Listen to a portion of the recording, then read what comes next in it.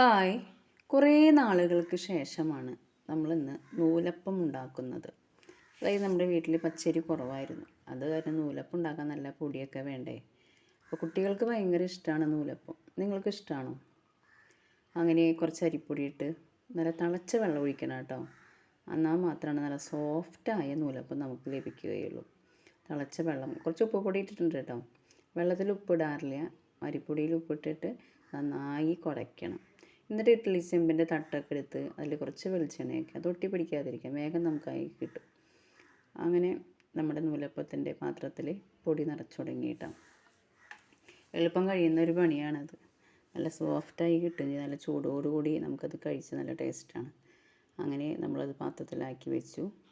ഇഡ്ഡലി ചെമ്പിലേക്ക് ആവി കയറ്റാനായിട്ട് വെക്കുകയാണ്.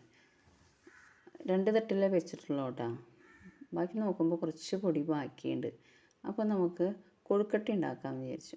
ഞാൻ വിചാരിച്ചു കുട്ടികൾക്ക് നൂലപ്പം കൊടുത്ത് എനിക്ക് കൊഴുക്കട്ട കഴിക്കാമെന്ന്.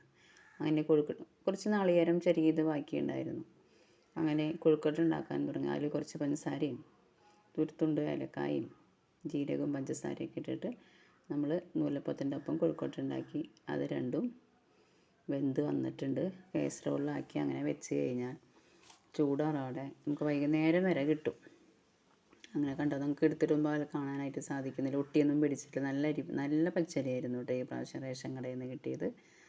നല്ല ടേസ്റ്റാണ്. ഒപ്പം നാളികേരപ്പാലും കൂടി നൂലപ്പം കഴിച്ചാൽ എന്തായി